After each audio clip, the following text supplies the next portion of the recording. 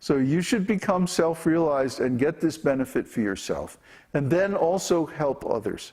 So if every person that hears me speaking about this becomes self-realized, and they go out and they help 10 more. What did you say? There were 12 people signed up? So if all 12 of you actually put this into action, and then you go speak to 12 other people, and they speak to 12 other people, well, just imagine how pretty soon the whole world would be a much different place, a much better place. So this is our aim. This is why we go to so much trouble, to share this knowledge. This is not because we're trying to build some empire. No, we have nothing to do with this material world. We're just waiting to get out of here. You know? It's just like in the jail, in the prison, they have what's called a release unit. That when a person is about to be released from jail, they put them in the release unit.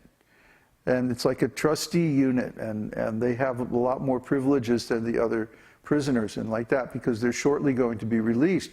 So they have extra motivation not to break any of the rules and like that. And this is like a kind of a transitionary phase to getting out.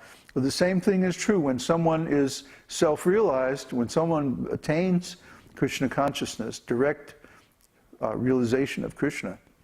It's like they already have one foot out of this material world. The consciousness that I have since that Krishna revealed himself is like dual consciousness. Consciousness of the spiritual world on the inside and the material world on the outside. And I feel like I'm a resident of the spiritual world. That's where I live. And I'm just a visitor here. And I'm only here for a short time, and then I'm going to go back home. So I don't have any stake in this material world. You know, if the whole thing were to blow up tomorrow, you know, it's no problem for me, because I already know that other world. I'm already there. So to me, it doesn't matter whether you accept this knowledge or not. But to you, it should make a huge difference. And you should be very motivated to realize this knowledge for yourself and get the benefit, because you're the one who is going to enjoy the result.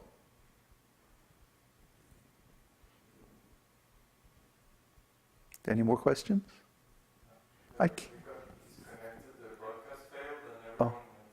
Oh, too bad. I guess we were talking about such confidential things that the internet couldn't stand it. Yeah, the broadcast failed for about 5 minutes or 10. Oh, yeah, that's enough to get rid of everybody. And then, yeah, they went away. Oops.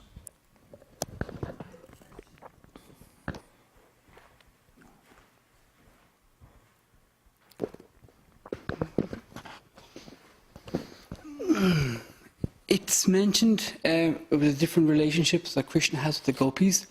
Sometimes he's fighting with them, sometimes he's making up, sometimes he's planning to find them. It's mentioned in the Nectar devotion that it's like claws of a parrot. Is that mentioned in one of the... Scratching them.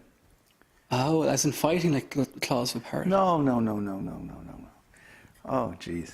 Or are they... See, this is one of those cultural things that in Vedic erotic arts, the different kinds of scratching are used in foreplay. Okay.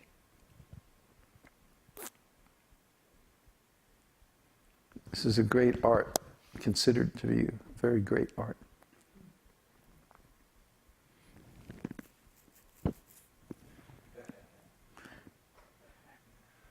See, we have this very, very narrow view in the West of the erotic arts. Very narrow, very restricted. Very, yeah. Yeah, what things that we would think of as kinky or strange or out there are just like, you know, part of it. Any taste or any quality that we see in this material world originates in Krishna. You see? So anything that we think is, you know, far out and wild and new in this material world is old hat to Krishna. Krishna contains all those qualities and many, many, many more that we can't even imagine. So, just for example, look at the development of music in Krishna's pastimes. We were reading in, what's that? There's one scripture, it's in the Veda base. Right now I just can't recall the name of it. But anyway, there's a beautiful description of all the different instruments. Remember I posted it on the music discussion on the, oh, you didn't read it. Oh well. You can't remember either, huh?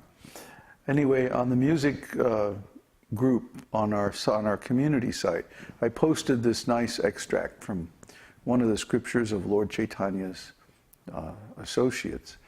He describes how all the gopis are playing different instruments. And he mentions, he must mention 40 different instruments. And how they're playing all these different talas and ragas, and how they're dancing all these different steps.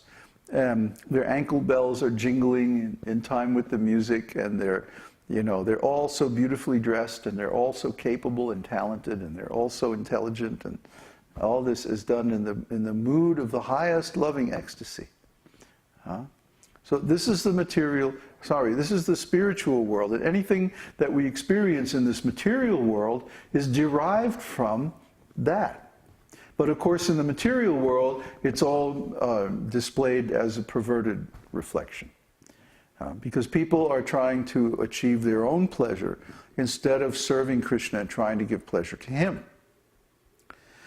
So the same pastimes that are present in the spiritual world in their pure and perfect manifestation of highest ecstasy, in this material world become causes of degradation and disease and expressions of lust, and lead to all kinds of negative consequences for the people involved and all like that.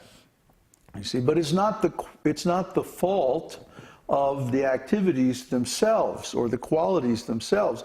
It's the fact that they are in the material world are trying to enjoy themselves. They're trying to act for their own pleasure, their own service, selfishly, out of material lust. And because of that, anything you do in that mood is going to generate some negative karmic result. It doesn't matter. Even if you do something that's apparently beneficial, like start a charity for feeding people. But if you start it out of material lust for money, we've seen there are charities like this. They spend 95% of the money they collect on the salaries for the executives and 5% on actually feeding people. And this is perfectly legal, of course, because the legal system supports this kind of lusty material profit-making activity. And they still get to keep their nonprofit status and everything like this. So just see. In this material world, everything becomes perverted because it's done for selfish reasons. But in the spiritual world, everything that is done for Krishna's pleasure by pure devotees. See? So even if it's so-called, kinky or wild or, outside of our normal limits, then it can be done in beautiful Krishna consciousness. Then it becomes art, it becomes love, because it's done for Krishna's pleasure. This is a very, very deep, very subtle point for most people. Most people want to carry or I should say superimpose the earthly morality, earthly moral judgments and moral values on Krishna. See? But there are people in India, for example, who insist that Krishna has to marry Radharani, otherwise he's immoral. See? They're all hung up on this. Why is Krishna dancing with other men's wives in the middle of the night in the woods? This is immoral. It's a bad example. Well, what are you doing sticking your nose into confidential pastimes that you have no business getting involved in because you're not a pure devotee. See? Like people say, can you show me God? Where is God? Can you make me see God? And Prabhupada used to answer them, what is your qualification for seeing God? Do you have the ability to see God? Maybe I can show you, but can you see? See? If a person is blind and they say, show me the sun, you can show them, but they can't see. Similarly, people who are in material consciousness and who are very much entrapped and controlled by their mind, you can't see Krishna. Even if you can show them, they can't see. You see, so they're trying to impose their values and the rules and